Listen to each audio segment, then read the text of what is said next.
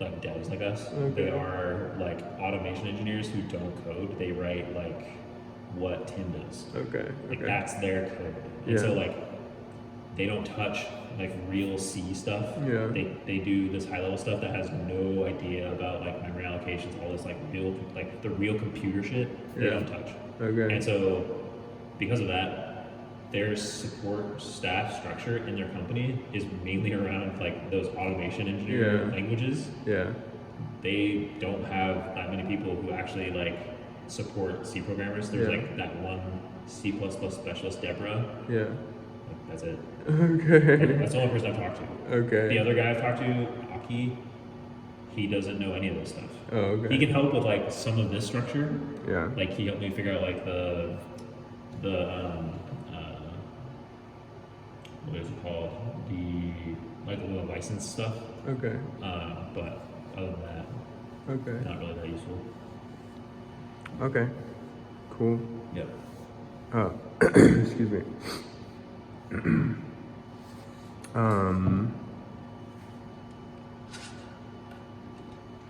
Okay, so that's the way the memory is set up in the in the PLC. Yeah, and so those are statically allocated here. Yeah. Do you have so there's PLC to KR4, C4, Yep. KR controller, KRL, whatever. Yep. It's not KRL, is it? It's not KRL. Well, This is KRL. That's KRL, yeah. And so you can think of it, the language is KRL. Yeah. The thing that's running the KRL is the interpreter. Okay. Yeah, so there is PLC to interpreter, Yeah. then there's PLC to RSI. And that mapping is in this IO mapping thing here. What is this IO mapping. So everything comes into over Ethercat. So Ethercat bridge here. Yeah. And then it needs to get mapped to digital input, digital output, or RSI. So digital input and bus bridge right here. So you can see these are the RSI. Okay, yeah, I see. Yeah. Okay. And Debson set this up, right? The RSI stuff? No, I don't. Oh, really? Yeah, They didn't do any of this? No. Oh. I do all that stuff. Okay. Yeah. Oh. They have their controller comp. That's all their stuff. Yeah. It's also in here. Okay. No, all the stuff that's for our trajectory stuff, I did all of that. Okay. Yeah. Okay. I mean, it took a while to learn all this shit. Yeah. It was annoying. Yeah. But it's set up now, and you don't have to fucking do it. Yeah. Yeah. Very helpful. Okay, so that was that. So we have some ring buffer. Well, Yeah. two of them. Two of them, yeah. One for accelerometer, data coming from the robot, and then the trajectories going into the robot. Yeah. What about the ring buffer? I mean, do you have a ring buffer for? Is that the same? Is there like a joint ring buffer? No, they're two different ones. Okay. Oh, sorry, yeah, I'm curious about the joint data that's coming into the PLC. Is that buffered at all? No, I'm not even reading it yet. Oh, really? Yeah, we can do that though. Okay. Yeah. Oh, okay. But you were reading like torques or something. Well, you're talking about the RSI blocks? Is that from RSI? Well, so are you talking about the stuff that we were debugging with Mike? No, I just remember you at some point saying that like we can read joint torques. Yeah, they're in here. Oh, but you haven't been reading them. them. They're just not like segmented out and like pulled out. Oh, okay. Okay. Yeah, I think we do want at least the joint positions. Yeah. Yeah, but so you would do the same thing. You would implement that might be helpful to like you see would how to add do. a couple ring buffers. Okay. And then you would so that's the memory allocation, and then inside here in this code, every time we loop, we want to read this data. Okay. So whatever they are, read them out, plop them in the ring buffer, and then on the controller side, there's actually this main code here. So, let's see. I actually did it. I think it was the So inside this guy over here. So this is the main controller. So this is like this is all the logic. So for the trajectory planning or trajectory streaming, so this is the bulk of the highest part of the logic. Okay. So it's 12 lines. So it's not huge, but Yeah. it's not like you can just look at it in like an afternoon. Yeah. Well, one afternoon. But okay. So the highest part of the state machine is this. Okay. Okay. Yeah. So these are. So this is like if it's idle, it's just doing idle stuff. When a command, like a web service when a HTTP request comes in. Let's see. You update the state. Yeah, exactly. I'm just gonna show you. This is going to be crap. This guy. So when this gets hit, we say handle trajectory prep buffer,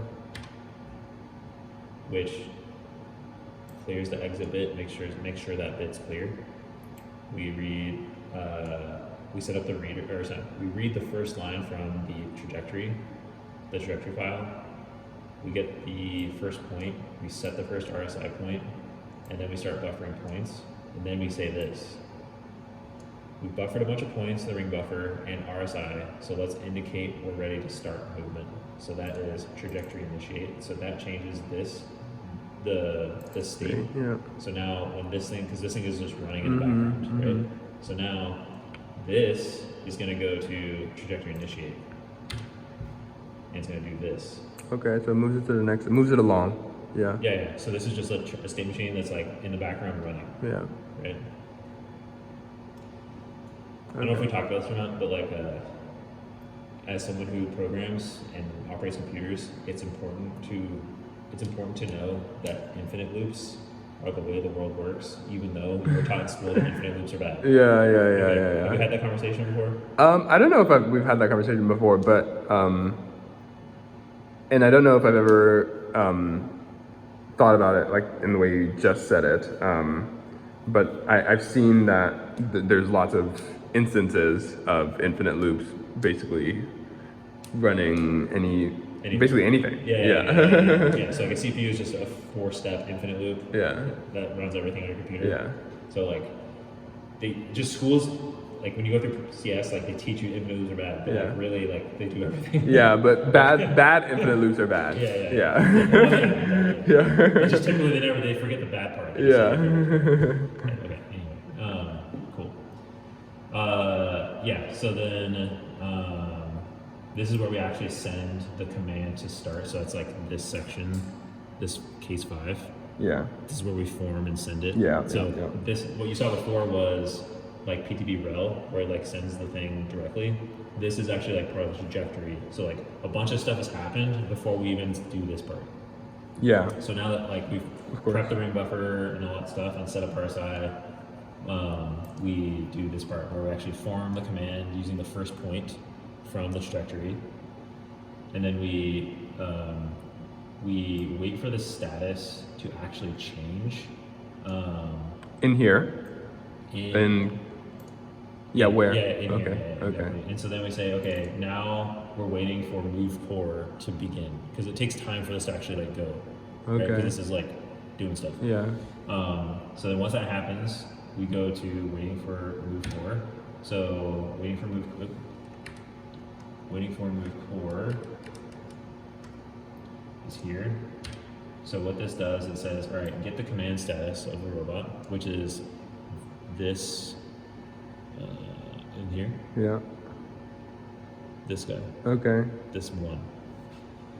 So if That's the status, command ID. yeah, Okay. So notice that's like, okay, that happens after you set Yeah. PTP. Okay. Yeah, yes, exactly. Yeah, so when we get a new command in here, that this 2 gets set, this Reforge byte Byte 2 gets set to 0.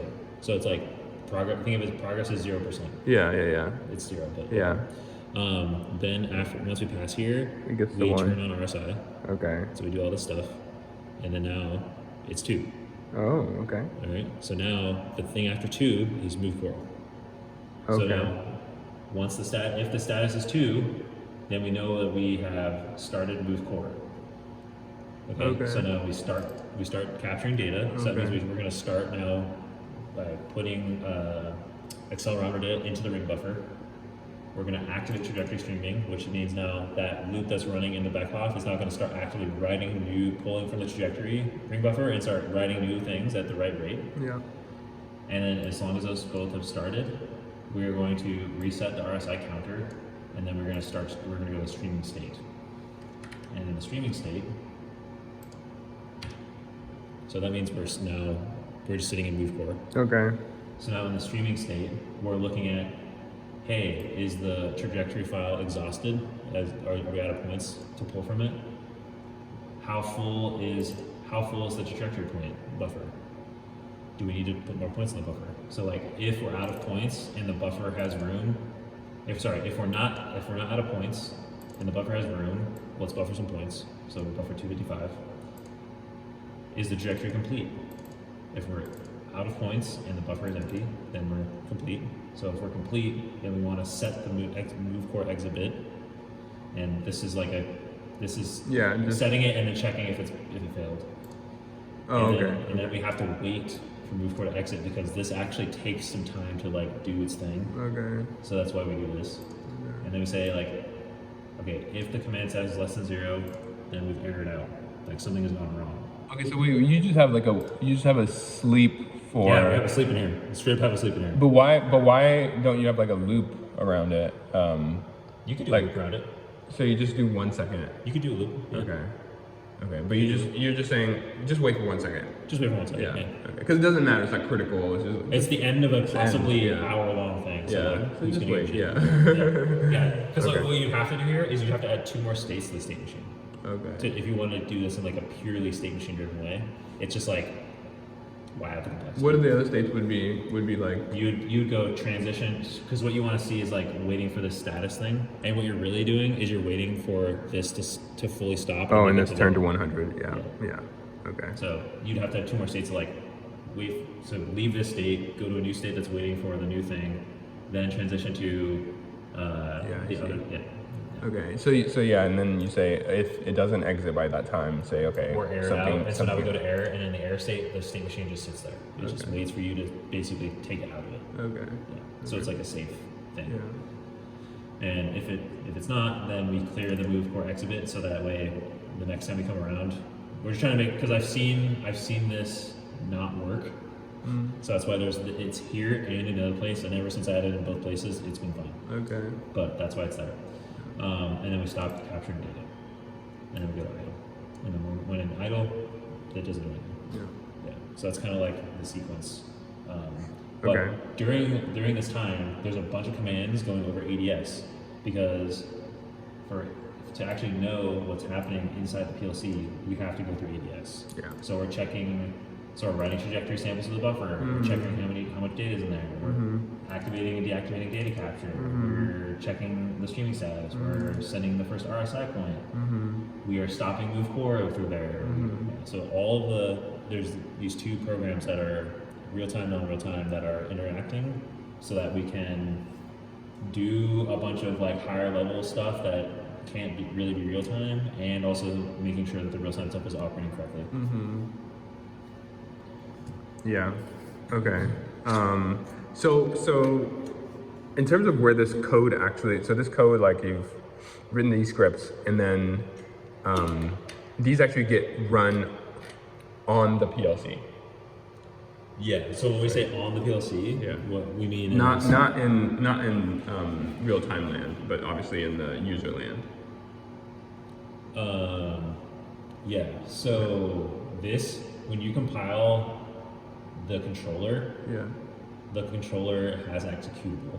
Okay. That executable runs on the Beckhoff industrial PC that we call the PLC. Okay. Yeah. Okay. It's a Windows machine. Yeah. And so when you want to if you want to update that, you're going to update the execute that executable, Okay. and you can just copy it on the machine and run it. Okay. When you want to update the robot code, so the real-time code, you have to go through the backoff method. So when you compile this, there's part of the backoff like tool chain is like this. This up here. I have to reset my network because I think when I can't remember what happened, but there's something where I had to change my IPs because like there's a bunch of static IPs in here, and my network at my house is different than the one here. So, Oh, okay. so I have to set it back up. Yeah. But you basically compile and then deploy it from this. So not here. Okay. They don't have any, as far as I can tell, they don't have a CLI tool to do that. You have to do it from this, which is unfortunate. But, Okay. but we'll go through that. Okay. Okay. Are we? That was the high level Yeah. dive, if you will. Yeah. Are we maybe ready to go?